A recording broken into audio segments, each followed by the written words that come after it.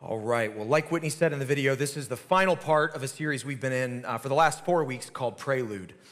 And I'm glad you're here today because this is an important message to kind of wrap what we've been doing, but also the whole idea of this Prelude series is that we are preparing for what we're going to be doing as a church family for about the next year. We are going to be doing something we've never really done before, and that is walking through a very lengthy series that is going to be split into a bunch of sub-series, but basically for the next 9 or 10-ish months, we're going to be doing one thing as a church family, and that is going through this book called The Story. Now, obviously, many of you have been here, some of you have not been, but if you're not familiar with The Story, what it is they market it as an abridged chronology of the Bible, which is, helpful because we use those words often. What this is the writer of this book, I shouldn't say the writer because they didn't really write anything. What it is it is a condensed version of the Bible that is put into chronological order to help eliminate some of the challenges that many of us have in reading the Bible. And as we talked about in part 1 of this message series, the Bible has some challenges when we read it. It's not in chronological order. It doesn't read, it reads like a lot of kind of individual isolated stories, but it can be hard to understand what the Bible is fundamentally and primarily doing, which is telling one big story. And that one big story is the most important story that's ever been told.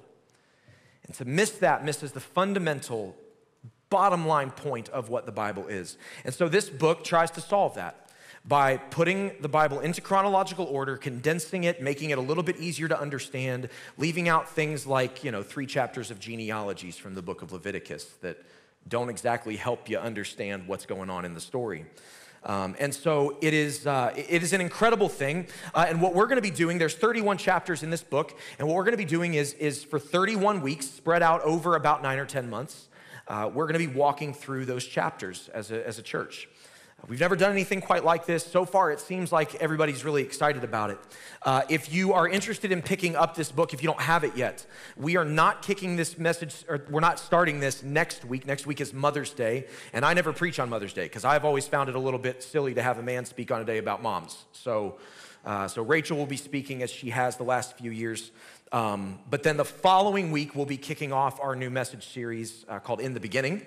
And that series will cover the first 3 chapters in the story.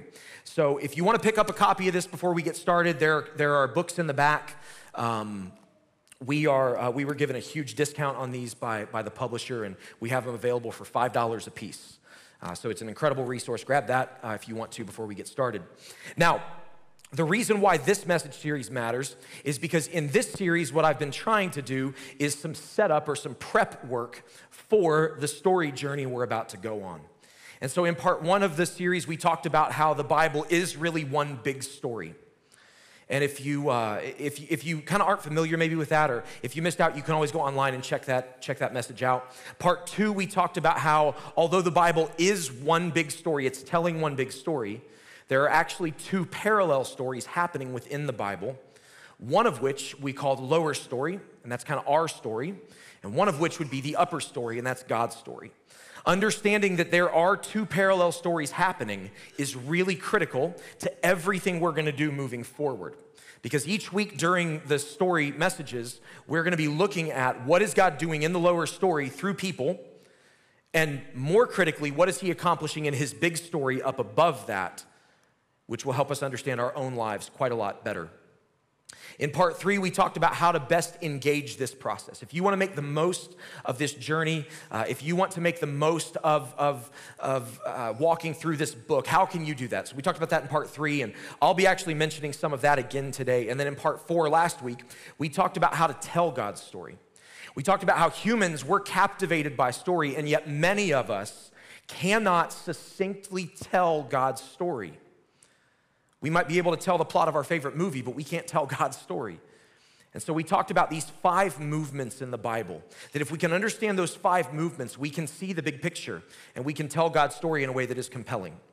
Now, today, we're going to finish the message series, this series, by making this all very personal.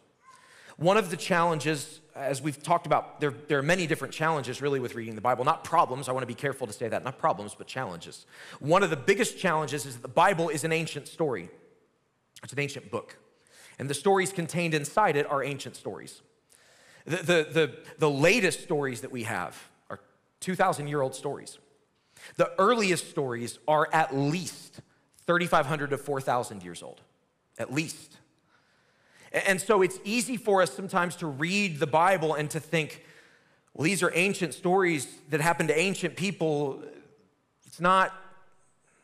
Maybe it's not super relevant to me, or maybe it's something that like those people wouldn't understand me. I don't really understand them, and I might be able to pull some principles out, but this is this is fundamentally an ancient thing. The problem is that that's not actually true. And when we read it as an ancient story or something that's distant and in the past, we miss out on a really critical reality. Now, the last book of the Bible is a book called Revelation. And if you're not familiar with the book of Revelation, it is a challenging book for a whole lot of reasons. The biggest of which is that it uses a lot of very artistic words, images, scenes, scenarios, things like that, in a way that are not obvious how they're relevant. Additionally, the book of Revelation is something that biblical scholars through the generations have never been able to agree on. There are many, many, many, many different theories about what the book of Revelation means, when it should be, like when it is set as far as in history, and there's no consensus at all. And so it can be a very challenging book to read. But there is some stuff that everybody agrees on, and that's critical. In the beginning of the book, in Revelation chapter 1, verse 19, God is speaking to a man named John. And this is what he says: "Write, therefore, what you have seen, what is now, and what will take place later." Write what is now, and write what will take place. Those two kind of timelines, I suppose, are important to understanding this truth. Now, what's happening here is that God has given this man named John a vision, a dream, an image in his mind of some things that are currently happening and some things that are to come. And he says, write them down. Now, again, depending on the way that you interpret the book of Revelation or your understanding of the book of Revelation, that what is to come could mean a variety of different things. I'm not going to cover all that today. When I was in college, actually, I took a class called Johannian Literature, which was a class about the books that John wrote. And in that class, we had a module on Revelation. And my professor came in the one day, and to be clear, I remember nothing from this class, zero, except for this. He walked in the first day of the Revelation module, and he got up in front of everybody, and he said, listen, here's what I'm going to do. I'm going to teach you all the different theories, all the different ideas, all the different opinions about what the book of Revelation means. I'm not going to tell you which one I happen to believe, but I'm going to teach them all to you. What I need you to understand is that the point of Revelation is this: God wins, the end. I was like, all right, that helps. Whatever else is happening, God wins. That's the point. So you look at Genesis, God creates, and you look at Revelation, God wins. That's that. But within that, there is something critical there's consensus on. And that is that toward the end of the book of Revelation, there are these images that John begins to see of a future reality here on this earth, of God restoring and renewing the earth, making it like Eden again, making it this perfect garden, and of God himself coming and walking with us in this restored, incredible garden on this earth. Now, I have seen no evidence of that restored garden happening yet. That's not the world we live in. What that means is that whatever the way you view Revelation, whatever timelines you think are true of it, the very end has not yet come.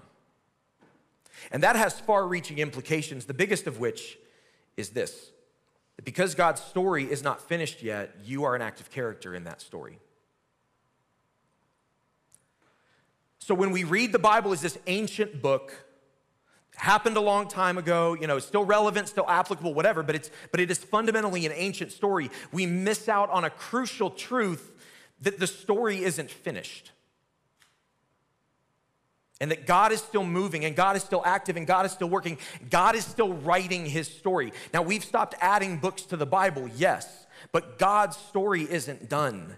And you are a part of that story, and I am a part of that story. Our church is a part of that story. And so understand, like, the same God who called and walked with the giants of our faith, Abraham and Sarah, Isaac, Jacob, Joseph, Moses, Joshua, Deborah, David, Elijah, Mary, the disciples, Peter, Paul. The same God who called and walked with them is continuing to call and to walk with and to work with and in the midst of his people, you and I, today. He's still writing his story. Now, you and I being active characters in that story is a huge deal, because it leads to another question, which is, how can I be the right kind of character? In any sort of book, in any sort of movie, in any sort of narrative at all, there has to be conflict, right? A story isn't interesting without conflict. In order for conflict, you typically need two different types of characters. You need protagonists and you need antagonists. I'd prefer to not be an antagonist in God's story. My guess is you would be the same. So, if God's story is ongoing, if I'm a character in God's story, then I want to position myself to be a protagonist, not an antagonist. There's a fascinating section in the book of Matthew in the Bible. Now, Matthew was a disciple of Jesus, and that means that he walked closely with Jesus, and he would have been a firsthand observer of the things that we're going to read about today. One of the interesting things is that there's these two stories right next to one another, and there's actually some time between them. Matthew makes that obvious. But in these two stories, we see one of Jesus' closest followers, maybe the one who was the closest to him, a man named Peter, who gets it very right, and then who gets it very wrong. In the one case, he's a protagonist at kind of an extreme level.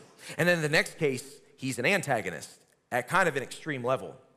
I happen to believe that Matthew took and put these two stories right next to each other. Again, there was time between them, but I think Matthew took and put these two stories right next to one another to help us understand how to be the right kind of character in God's story. And so we're going to use Peter and these two stories as kind of a case study today. How do we, if we're an active character in the story, how do we be the right kind of character? So at this point in time, is just a brief amount of context. Jesus has begun to tell, there's all kinds of stuff going around about Jesus. People are talking about this prophet, this teacher. He's becoming famous. And people are starting to ask questions about who he is and where he's come from. And so Jesus goes to his disciples in Matthew chapter 16, starting in verse 15, and he asks them, he says, but what about you? Like, all these other people are saying all these other things. What about you? Who do you say that I am? And Simon Peter steps up and he answers. He says, you are the Messiah, the Son of the living God. And Jesus replied, blessed are you, Simon, son of Jonah, for this was not revealed to you by flesh and blood, but God told you this, our Father in heaven. And I tell you now, and Jesus does this incredible thing. He takes his name and he changes it. But I tell you now that you are Peter. That's a Greek word, Petra, that means rock. You are now Peter, and on this rock I will build my church, and the gates of Hades will not overcome it. That's about as right as you can get it, I think. I mean, Jesus literally looks this guy in the face and says, hey, I'm gonna build all that is to come on you. That's how much of a protagonist you are in the story. He doesn't say that, but that's what he's saying.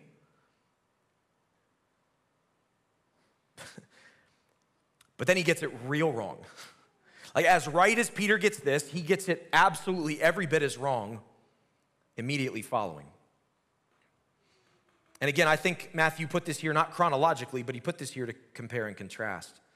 So just a few verses later in verse 21. From that time on, Jesus began to explain to his disciples that he must go to Jerusalem and to suffer many things at the hands of the elders, the chief priests, and the teachers of the law, and that he must be killed and on the third day be raised to life. So Peter took him aside, and he began to rebuke him, which is a bad idea. Never, Lord, he said, this shall never happen to you. And Jesus turned and said to Peter, get behind me, Satan. You are a stumbling block to me. You do not have in mind the concerns of God, but merely human concerns. That's about as bad as it gets, I feel like. It's not. To have Jesus say something like that to you, that's tough. So on the one hand, Jesus says, you're a rock that I'm going to build my church on. And then he says, get out of my way, you're a stumbling block. You are the voice of the evil one, of the enemy, of the adversary. So where did he go wrong? Well, Jesus says it right there. This is, I think, an incredibly powerful thing that Jesus says in understanding our own lives. Dave, go ahead and put 23 back up there. It says, you are a stumbling block to me. You do not have in mind the concerns of God, but merely human concerns. This is the difference between being a protagonist and an antagonist. Now, if you were around for part 2 of the series, we talked about the upper story, lower story thing, and I mentioned that at the beginning today. But that's what this is. When we live in the lower story, when we focus on the lower story, when we are totally consumed with the lower story, we have in mind the things that concern us. That's ultimately what Peter's doing here. Peter's looking at what Jesus is saying, and he's saying, I don't understand this. This doesn't make sense to me. This cannot be. And so rather than elevating my focus to the upper story and saying, well, Jesus, I know that you trust the Father. And so if you trust the Father, and this is what the Father has said to you, then I trust that it must be and that there is good in it. Peter says, no, this can't happen. Why? Because Peter is afraid of what's going to happen to his life if this all happens. Peter's afraid of what it will cost him. Peter's afraid of how it will impact him. And I mean, his closest circle of friends was the disciples. What happens if Jesus is gone? Peter doesn't yet. I mean, Jesus said he's going to rise from the dead, but my suspicion is Peter isn't like, well, yeah, I mean, like, that makes sense. And so Peter is looking at this and going, but this doesn't make sense. This can't work. He's living in the lower story. And what Jesus says is you have in mind merely human concerns, not the things of God. See, God's writing a different story. God is operating from a different playbook. God is doing something here that you can't even begin to understand. The difference between being a protagonist and an antagonist is the story that we're living inside of. Now, Jesus didn't stop there. In fact, at this point, Jesus turns to his disciples and he gives them even more instruction. Instruction that's crucial to answering now a third question, which is, if that's true, if it's that easy to be a protagonist versus an antagonist, then how can I be a protagonist as much of the time as possible? What can I do in my life? What principles can I live by that help me make sure that I, as much as possible, am being a protagonist in the story? So Jesus turns and he looks at his disciples and he says, whoever wants to be my disciple, which is a funny thing to say to his disciples, but he says, whoever wants to be my disciple must, and he gives 3 things: deny themselves, take up their cross, and follow me. Deny themselves, take up their cross, and follow me. And he finishes by saying, for whoever wants to save their life will lose it, but whoever loses their life for me will find it. Now, this is another teaching of Jesus that is, just loaded with implication. An implication that for us here today can be somewhat lost. I don't know what your exposure or what experience you have in hearing people talk about the resurrection or the crucifixion of Jesus. Maybe some of you, you've probably seen some like images, artistic images of crucifixion, or maybe you've seen like the Passion of the Christ movie, something like that. Maybe some of you even, there was an article that came out years and years and years ago. I remember reading it as, I think I was a teenager, probably maybe college age, I don't know for sure, but I think I was a teenager. The article's called, I believe it's called On the Physical Death of Jesus Christ, something to that effect. And it is an article that was written by medical scientists to examine what Roman crucifixion was really like. And based on the Bible's account of what happened to Jesus, what he medically would have gone through. And it is a gruesome read. I remember reading it as again, teenager, maybe early college, and just being marked by just how brutal. I mean, it was literally a torture death.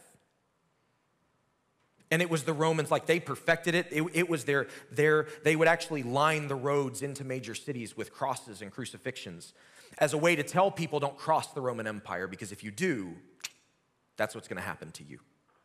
And so for us to hear Jesus say, you must deny yourself, take up your cross and follow me, that has meaning.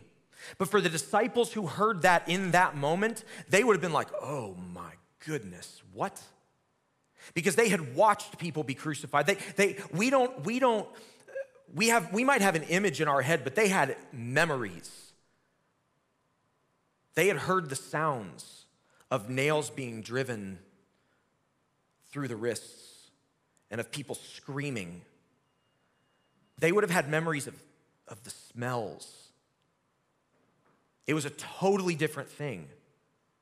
You must deny yourself. You must take up your cross. You must follow me. And a short time after this, the disciples would have watched Jesus do exactly that. Not metaphorically, but literally. Deny himself as he prayed in the garden the night before he was arrested. Father, if there be any other way, let this cup pass from me, yet not my will, but yours be done. Denying himself and physically taking his cross and walking the road to Golgotha where he was crucified. And so what they would have understood, what they would have seen, the way they would have experienced these words is just so fundamentally different than the ways that we do. So what I want to do is I want to contextualize this, because the positive is that Jesus often taught and spoke in very exaggerated hyperbole. And he did that for a reason. It was very common for Jesus to use very exaggerated kinds of ways of speaking, which I happen to like. So what Jesus is not saying is that each of us literally has to carry a cross. But there's obviously an important principle here. So Jesus again says three things: deny yourself, take up your cross, follow me. If you really start to think about those, as I was kind of reflecting on these and like, what does that mean? How does that, we aren't crucifying people today here, thank goodness. So like, how does this apply to us? What does it mean for us? It's interesting to me that the first two are really kind of preparatory things, right? So denying yourself is absolutely a preparatory thing. I've got to make a decision. This is what Jesus did in the Garden of Gethsemane. Father, if there be any other way, I want this cup to pass from me, but not my will be done, yours.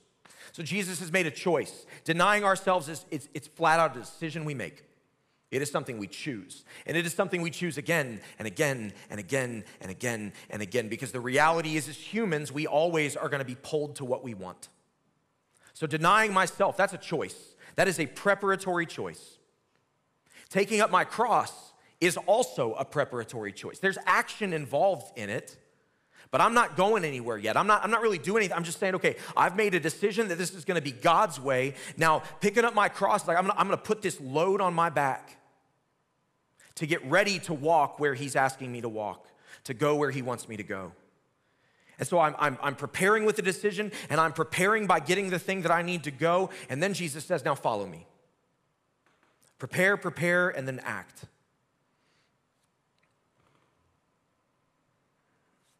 What I want to do is in some ways, I kind of feel bad doing this, because deny yourself, take up your cross, follow me is such a powerful and deep image. I feel like I'm somewhat cheapening it the way we're going to do this today. But again, I want to try to contextualize it for us today. And specifically, I want to try to contextualize it for where our church is headed over the next year with the story. So if I'm an active character in God's story, How do I be a protagonist? And how do I make sure that over the next year I'm being as much of a protagonist as I can be through this journey? I got to do some preparatory work. First of all, I got to schedule it. This is going to make more sense in a moment. I got to schedule it, and then I got to show up, and then I got to do it. Every now and then when Chris King helps me with teaching team, and every now and then when we're sitting down and prepping this stuff, I'll come up with some lines and I'm like, I don't like that. I don't like that at all. This was one of those. I was like, I don't like that. That seems really, I don't know. Not catchy, it's really boring. And Chris looked at me and was like, yeah, but that's it. Like, no, Chris was right. Here's what I mean. There are a variety of different environments that we talked about for how you can engage this story process if you want to go through it with us. You don't have to do any of them. But if you want to get the most out of walking through the story, not just the book, but literally walking through God's story, if you want to get the most out of it, there are some different ways to do it. And we talked about how one of those environments is our personal time. This is like reading and studying. We talked about how one is family time, and I'm gonna talk more about these in just a moment, but I want to talk about it here to illustrate, schedule it, show up, and do it. We talked about how one is family time. We talked about how one is community time, and we talked about how one is worship time. So again, I'm going to break those down more, but how do we contextualize deny yourself, take up your cross, and follow me to this journey? Schedule it. That looks like, that's prep work. Put it on your calendar. If you want to make the most of this story journey, put it on your calendar. Now, some of us here are, I want to know who my people are. How many of us don't like calendars? Anybody? Yeah? Okay. Yeah, got a few. All right. Yep. Shockingly, I could have named. That's like all the ADHD people in the room, and that's not a joke. You're my people. And the rest of you are boring. Calendar schmalander, that's what I always say. Put it on a calendar. Here's the deal. When I talk about the environments, and we talked about this in part 2 or 3, we're all busy. None of us need extra things on our calendar. None of us need more stuff in our schedule. I know that. I do not need more stuff. This year, 2 of my 3 are in baseball and softball, and the middle one is not because he doesn't like being active. It's like, I'm not going to fight with you to literally sit on a baseball field, and for me to get angry watching you just sit. So 2 of them are, Big Walnut Little League did not inform us that instead of playing 10 games, as they have played forever, they were playing 16 games for each season. Yeah. So we've got 12 more games in 3 months between the 2 of them. Thank God Mason didn't want to play baseball. None of us need, I don't need more stuff on my calendar. You don't need more stuff on your calendar. None of us do. What does it look like to deny yourself in this context? It looks like saying my time is very, very valuable, and I have ways that I need to spend my time, and I have ways that I want to spend my time, but there's a way that I must spend my time. And so I'm going to set aside the things that are taking away from the most important things. And if it costs me something, then it costs me something. But I'm going to do what matters most, period. Taking up your cross, what might that look like? Well, it looks like showing up. Here's what I mean by that. If you make a decision to go all in on this process, you go, all right, I'm going to do the personal time, I'm going to do the family time. I'm going to talk about those more in a moment. I'm going to do the group time or the community time, and I'm going to do the worship time. Here's what's going to happen very quickly. One of those is going to come up, and the enemy's going to start whispering in your ear, you're too tired, you have too much going on, you don't want to do that, you don't. And you're going to fight a battle internally of, do I show up, do I not? Also, we're talking about a long process. It's going to be 31 weeks of this stuff. I don't like long processes. I like short ones. I don't do patient well. I'm going to have to, because I told you we're doing it, so I'm going to have to be up here preaching them. But it's going to get long. It's going to get lengthy. There's going to come a point where it's just like, we've been doing this a while. Do I really need to keep doing it? Yeah. You do. Because you already made a choice to say what I want here is not the most important thing, it's what God wants. That's the most important thing. But then when Satan starts whispering, you're too tired, it's just been going on forever, how much, all those things, you've got to make a decision to say, I'm showing up. I'm doing what I said I was going to do. That's a poor analogy for taking up your cross, but in this world that we live in where we're all so chaotic and so busy, when our calendar has conflicts and we're forced to make a choice, what choice are you going to make? I'm going to say what might be the harshest thing I've ever said in the history of our church. And so I'm asking for grace in advance if I step on toes. Jesus didn't carry his cross for us to sit at t-ball games. Jesus didn't carry his cross for us to prioritize our children's schedule over him. Jesus didn't carry his cross so we could get 15 extra minutes of sleep because work is really tough right now. He didn't. Jesus carried his cross so that we could be saved from the curse of sin and death off our life, so that we could have a restored relationship with him, and so that his people could prioritize him so the world might know him. And if it costs you something, it cost him far more than it will ever cost you. We good? I'll take that as a maybe.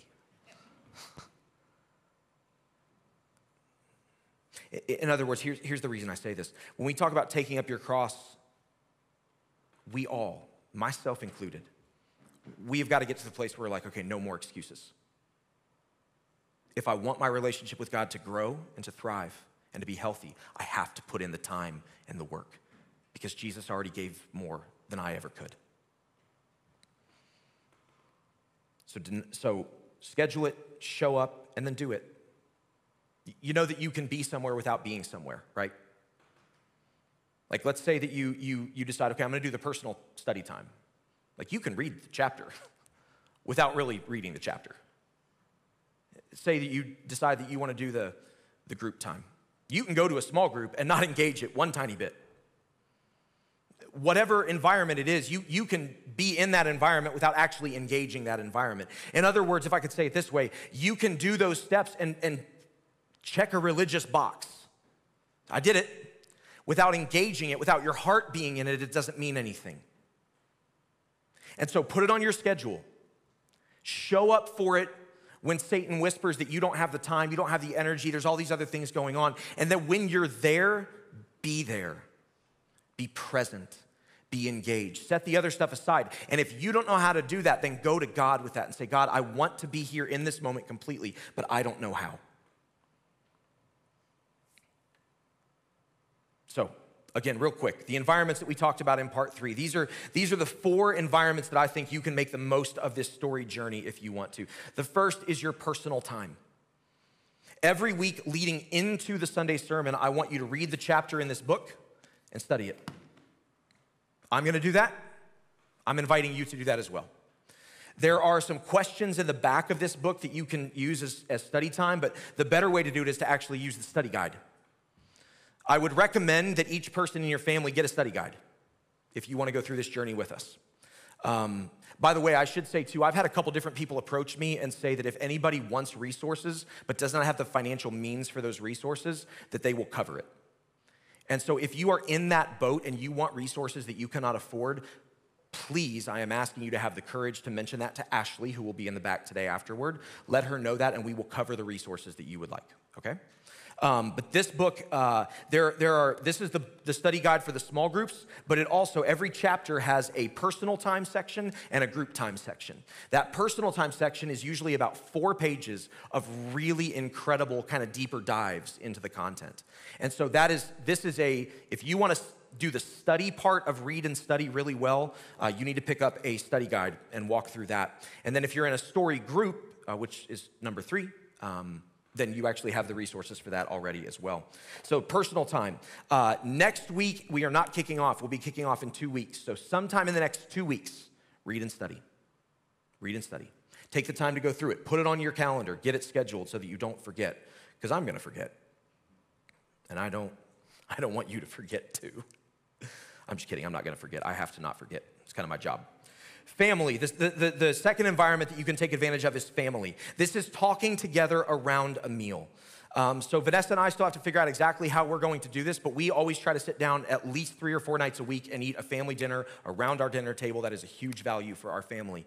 As we do that, what we'll do is we'll read the story either out of this book or one of the kids' versions of the books, which we have back there, and then we're gonna ask some questions, and we're just gonna chat about it with our kids. And by the way, I'm not gonna give them all the answers. I'm just gonna ask them questions. But sitting down with your kids and having discussions about faith is so, so critical. So that's the second major thing that you can do. And then the third environment that you can be a part of is we call it community. Be a part of a story group. So as a church, we run small groups in a very specific way. We're gonna kind of break outside of that mold to do story groups over the next 9 to 10 months, however long it is. Those story groups, I'm gonna be working on finalizing those this coming week. So we do not have anything available for you yet. I know several have mentioned they would like to help lead groups. If you would like to help lead a story group, I would love to know that. Write that on a green card, the next steps card. Just check other and write story group. Lead a story group, that would be better, lead a story group. If you're interested in doing that, I would love, love, love to get you involved in leading a story group. All the resources are pretty much done. You don't have to know a lot, you just have to be able to facilitate that. So we're gonna have information about that next week. But in a story group, you'll discuss and you'll be able to pray about it. Those story groups will be the week after the message. So the week leading into, read it and study it. The week after, be in a story group. That's gonna be huge. And then the fourth environment that I would love for you to participate in is worship. And that's talking about our Sunday morning services. So you can either be here in person or I have some really exciting news. Michael, can you give me a thumbs up? Are we good today? Things been good back there? Awesome. Hey, starting next Sunday, we're gonna have a live stream of our services on our on our website. So, wow, that was overwhelming. Calm down, it's okay. We actually have live streamed for a long time to a hidden page, but we're gonna open that up publicly. Our video team and our audio team and our production teams have done a ton of work over the last few weeks to get that ready to go. And so we are, for the first time ever, gonna be publicly live streaming our services. We're not going to on Facebook or on YouTube, it's gonna be on our website. But when you go to citynorth.church, there'll be a link right there to watch live. And so every single week, if you're not here in person, you can watch live. If you're not able to watch it live, that service will be up for until the next Sunday. You'll be able to watch that service on demand anytime to participate with the story session for that week. So look, here's the deal. Those things, again, they all take time, right? They all take time, and time is a precious, valuable thing for all of us. What I want you to leave this series with and today with is the understanding that God's story isn't done. His story is not finished. It's ongoing. He is still writing it through you and through me, through our church. He is still writing it today, here now. He'll still be writing it tomorrow. He'll still be writing on Tuesday, probably still be writing it on Tuesday. That was a little Revelation joke, sorry.